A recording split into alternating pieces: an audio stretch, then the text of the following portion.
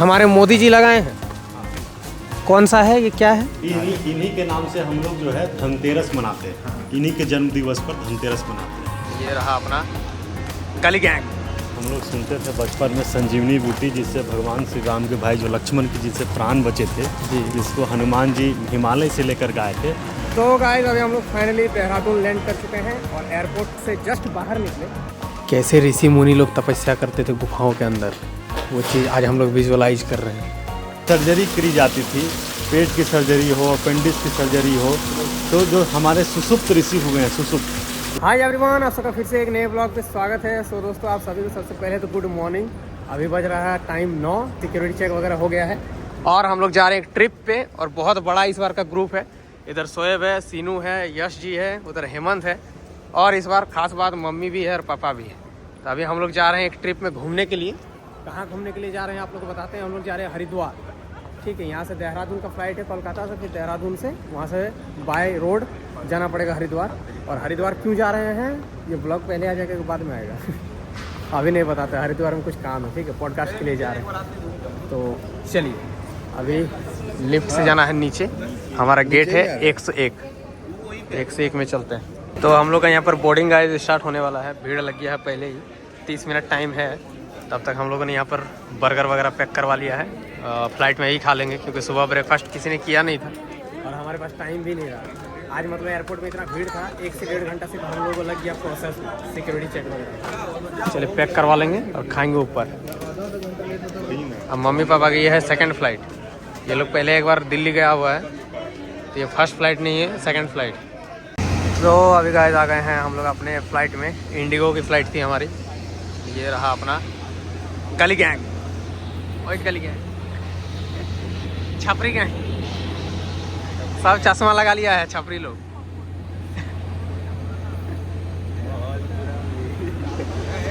कौन सा यूट्यूबर का फैन है तुम लोग? छपरी वाला ना?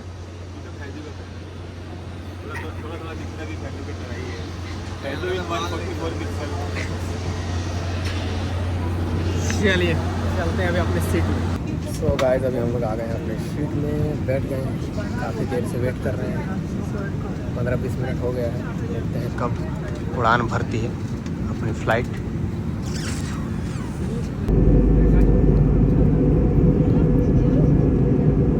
तो गाइस अभी हम लोग फाइनली देहरादून लैंड कर चुके हैं और एयरपोर्ट से जस्ट बाहर निकले। और बाहर निकल के ही क्या नज़ारा है देखिए आप लोग, दिल खुश हो जाएगा। इतना मस्त प्यारा वेदर है, मस्त इतना व्यू दिख रहा है चारों तरफ से, पहाड़ी पहाड़ और ग्रीनरी। बहुत ही अच्छा लग रहा है। क्या मन लगे और कहते कदम मस्त देखे पहाड़ी देखे। तो चलिए अभी हम लोग का इधर ये आ गया है, कार आ गया है। जस्ट अभी यहाँ से निकलते हैं और चलते हैं। तो दोस्तों अभी हम लोग आ गए हैं पतंजलि रिसर्च फाउंडेशन। यहाँ पे एक्चुअली क्या होता है कि यहाँ पर दवाएँ बनती है। जितनी भी आयुर्वेदिक दवा है पतंजलि का, वो सारा दवा यहीं पे बनता है। ये रिसर्च सेंटर है। चलिए अभी अंदर चलते हैं और आप लोग को दिखाते हैं कैसे दवा बनता है और कोई साइंटिफिक रीज़न भी है ये दवा बनने का, या फिर जड़ी बूटी खा करके कुछ बीमारी सही भी होता है या नहीं होता है। सब कुछ आगे आप लोग को पता चलेगा। अनुराग वासड़े के अंदर में काम करता है। हाँ जी, इसमें लगभग अनुराग वासड़े चीफ वैज्ञानिक है, उनसे भी हम लोग मिलेंगे। और उसमें उनके अंदर में लगभग 500 के आसपास वैज्ञानिक साइंटिस्ट उनके अंदर में काम करते हैं। सारा आयुर्वेदिक मेडिसिन का यहाँ डॉक्यूमेंटेशन का काम होता है, जिसे इंटरनेशनल जर्नल ऑफ पब्लिश में भी पब्लिश करवाया जाता है हर एक मेडिसिन को, ताकि पूरी दुनिया माने, साइंटिफिक तरीके से माने और उसका यूज कर सकते हैं। चलिए, यहाँ पे बहुत ही लाखों प्रकार की यहाँ पे जड़ी बूटी वनस्पति यहाँ हमारे पूरे गार्डन में है। यहाँ पे बहुत दूर दूर से लोग घूमने के आते हैं और आपको जो भी यहाँ से जड़ी बूटी चाहिए तो आप लेके जा सकते हैं, क्योंकि ये बहुत ही दुर्लभ है। हिमालय और बहुत दूर दूर से यहाँ पे जड़ी बूटी यहाँ पर प्रिजर्व की जाती है। ये हमारा पतंजलि औषधीय उद्यान यहाँ पे है। ये यहाँ पे जितने भी जड़ी बूटी ये लगाए गए हैं क्या फिर ये अपने आप लेके आए तो फिर यहाँ लगाए गए हैं। यहाँ सारी आपको इन्फॉर्मेशन यहाँ पे ऐसे समझिए कि जो आपने स्वामी जी के साथ एक सफ़ेद वस्त्र में एक सन्यासी को देखा होगा। हाँ। जो सर्वेश आचार्य बालकृष्ण हैं जी, जो स्वामी जी के बाल समय के बचपन के साथी हैं, जब गुरुकुल में पढ़ते थे उस समय के साथी हैं आचार्य बालकृष्ण जी। तो उनको जड़ी बूटियों में बड़ा इंटरेस्ट था। और परम पूज्य स्वामी जी को योग आसन में, प्राणायाम में, इस पर ज़्यादा इंटरेस्ट था।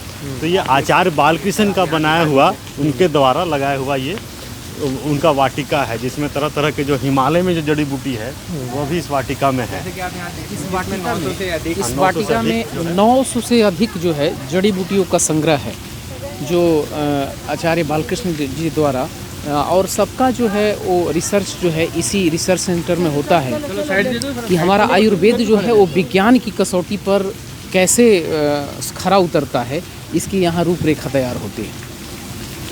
900 से भी ज़्यादा जड़ी बूटी है यहाँ पे। कुछ दिखाइए हमें कहाँ पर है। ये जितने हैं सब कुछ ना कुछ है ही क्या? एक जड़ी का आप नाम सुने मोदी जी होंगे, द्वारा लगाया गया था ये पौधा। जिससे अच्छा, ये हमारे मोदी जी लगाए हैं। कौन सा है ये, क्या है? रोपित पौधा। कौन सा पौधा है, ऐसे तो समझ में नहीं आ रहा। रुद्राक्ष। अच्छा, रुद्राक्ष है। और ये भी हजारों वर्ष पुरानी है।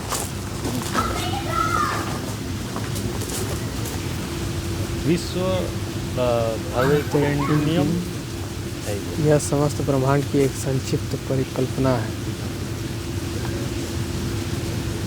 इसका मतलब तो कुछ है, समझना पड़ेगा अच्छा से। यह समस्त विश्व जो है उसी की परिकल्पना जो है इसमें दर्शाया गया है।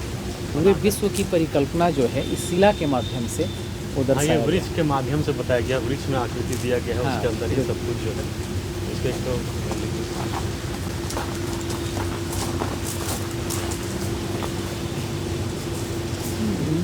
हम लोग सुनते थे बचपन में संजीवनी बूटी, जिससे भगवान श्री राम के भाई जो लक्ष्मण की जिससे प्राण बचे थे, जिसको हनुमान जी हिमालय से लेकर के आए थे, उस जड़ी को भी हमारे श्रद्धेय आचार्य बालकृष्ण जी खोज लाए हैं और इसी PRI में रखा हुआ है। संभवतः दिखाने की कोशिश करेंगे। वो संजीवनी बूटी, ये सबसे बड़ी बात है ना, संजीवनी बूटी आज देखने को मिलेगा।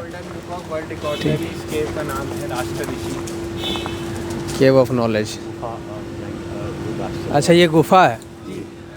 जैसे अब गुफा है भाई। पूर्वज जो है हमारे ऋषि मुनि, ऋषि मुनि कैसे गुफाओं में रह करके तप करते थे और जन जन के कल्याण के लिए रिसर्च करते थे, खोज करते थे। हमारे परम पूज्य स्वामी जी तो कहते हैं कि हमारे ऋषि थे, वो वैज्ञानिक थे और विज्ञान की कसौटी पर हर एक औषधियों को, हर एक प्राणायाम को, आसन को लाते थे, गुफाओं में तप करके ये प्राप्त करते थे। ये गुफा बनाया गया है कि ये है ये नेचुरल आर्टिफिशियल गुफा बनाया? ये तो आर्टिफिशियल है ना, आर्टिफिशियल गुफा मतलब दिखाने के लिए, समझने के लिए। चलिए,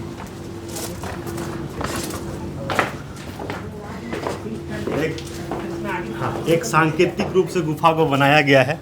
आप अनुभव करेंगे कि कैसे गुफाओं में हमारे पूर्वज जो ऋषि मुनि वैज्ञानिक हुए हैं वो कैसे रहते थे, कैसे तप करते थे, क्या क्या उनको कठिनाइयाँ होती थी और क्या क्या सुकून महसूस करते थे गुफाओं के अंदर। धन्वंतरी की मूर्ति, जिन्हें आयुर्वेद का जनक कहा जाता है।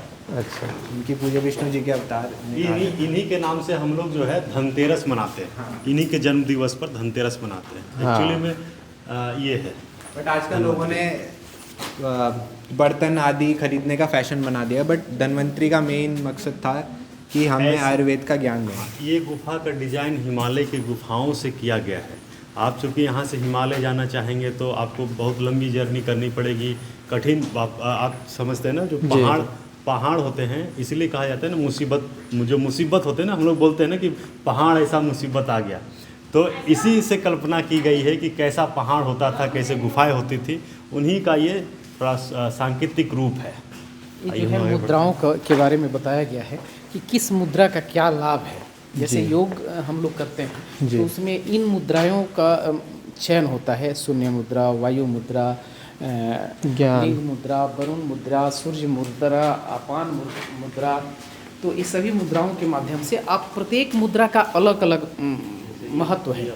जैसे हाँ, ये ज्ञान प्राप्त होता है।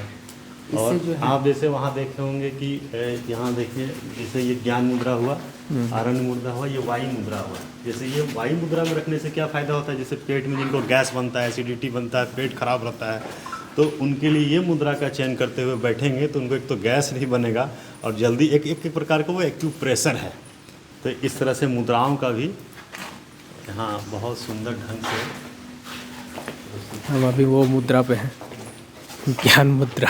ये पृथ्वी मुद्रा है। पृथ्वी मुद्रा में वजन अगर बढ़ाना है या घटाना है, अगर आपको वजन बढ़ाना है तब भी आपको पृथ्वी मुद्रा में बैठना पड़ेगा, और वजन घटाना है तब भी आपको पृथ्वी मुद्रा में। एक बड़ा लाभ ये है दोनों में कि इसमें ना जैसे आपको बीमारी समझ में नहीं आ रहा है, हमें क्या दिक्कत है, कौन सा पॉइंट दबाना चाहिए, तो आप ये जब दबाते हैं ना इस उंगली को ऐसे, तो वो मास्टर पॉइंट है, ये सभी जिससे सभी रोगों का इलाज हो जाता है। पता नहीं हो और आप दबा रहे हो, वजन बढ़ाना क्योंकि और पृथ्वी घटाना, में ही सब दोनों कुछ है। मतलब इसमें काम करता है।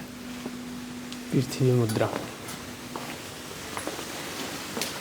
मस्त लग रहा है एकदम, पूरा पुराना पुराना चीज रखा हुआ भाई। ये पुराने टाइम के जो बर्तन थे और सब यहाँ पे एक तरीके से दिखाया गया है। कैसे ऋषि मुनि लोग तपस्या करते थे गुफाओं के अंदर, वो चीज़ आज हम लोग विजुअलाइज कर रहे हैं। और एक्चुअल में देखो, अगर तुम इस जगह पर अकेले रहोगे ना तो गजब का शांति लगेगा। एक थोड़ा कुछ आवाज़ नहीं, कुछ नहीं, खाली पानी का वहाँ पर जो चल रहा है झरना, उसका आवाज़ मिलेगा। आप देखेंगे इधर ये हमारे सभी ऋषि ये जो है ना, नब्ज के माध्यम से नस को चेक कर रहे हैं। हमारे ऋषि जो हैं वो वात बढ़ा हुआ है कि पित्त बढ़ा हुआ है कि कफ बढ़ा हुआ है। तीन दोष होते हैं हमारे शरीर में, एक वात, पित्त और कफ। वात माने आप समझ गए गैस का प्रॉब्लम, पित्त माने एसिडिटी और कफ माने सर्दी जुकाम। इन तीन तत्वों की हमारे शरीर में प्रधानता है। और जो हमारे पूर्वज हुए हैं ना वैज्ञानिक, वो टेस्ट नहीं करते थे, सिर्फ आपकी कौन सी नाड़ी वात बढ़ी हुई कि पित्त बढ़ी हुई कि कफ बढ़ी हुई है, उसे ही देख करके सारे रोगों का पता लगा लेते थे। इसमें यही इसको दर्शाया गया है यहाँ पर।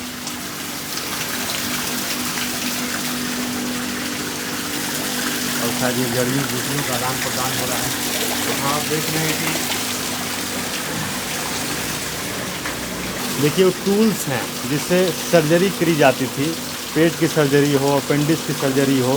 तो जो हमारे सुषुप्त ऋषि हुए हैं, सुषुप्त, वो सर्जरी के जन्मदाता हैं। इसे तो हमारे वैज्ञानिकों ने भी माना है कि भारतीय जो सर्जरी के ही जनक हैं। तो वो देखिए उनके टूल्स होते थे और इस तरह से इलाज होता था उनका। ऐसे हमारे गुरु होते थे जो शिष्यों को अपना ज्ञान देते थे, फिर उसका वो डॉक्यूमेंटेशन करते थे लिख करके। ऐसी पांडुलिपियाँ, ऐसे ऋषि के बताए हुए पांडुलिपियाँ जो 2000 वर्ष पुरानी हैं, वह भी पांडुलिपियाँ जो हैं आचार्य जी खोज करके लाए हैं और PRI में लिखने की। जैसे एक भ्रांति पहले थी कि मॉडर्न मेडिकल साइंस ही हमारे जो चिकित्सा का विज्ञान है उसको आगे बढ़ाया है। तो ये देखने के बाद वो भ्रांति से हम लोग बाहर निकलते हैं कि जब हजारों साल पहले जब इस तरह के टूल्स और औजार थे और इस तरह की इलाज हो सकती थी, तो हम कैसे माने कि ये 200 साल जो पुराना हमारा जो ट्रीटमेंट की व्यवस्था है वो बहुत ज़्यादा कारगर है।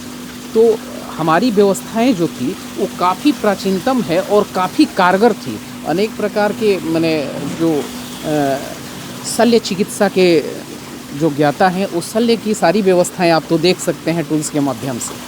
तो हमारी जो चिकित्सा की व्यवस्था है वो भी काफ़ी पुरातन है और प्राचीन है। उसको हमारे पूज्य स्वामी जी महाराज और आचार्य श्री आगे लेके चल रहे हैं वेलनेस के माध्यम से। और वेलनेस में भारतवर्ष के हजारों की संख्या में यहाँ लोग आते हैं और प्राकृतिक चिकित्सा के माध्यम से, योग के माध्यम से, आयुर्वेद के माध्यम से अपने आप को निरोग करके जाते हैं। उसका भी आप लाइव देखिएगा कि कितनी बड़ी व्यवस्था है। एक बार में 3000 लोगों को ट्रीटमेंट करने की व्यवस्था जो है पतंजलि में है।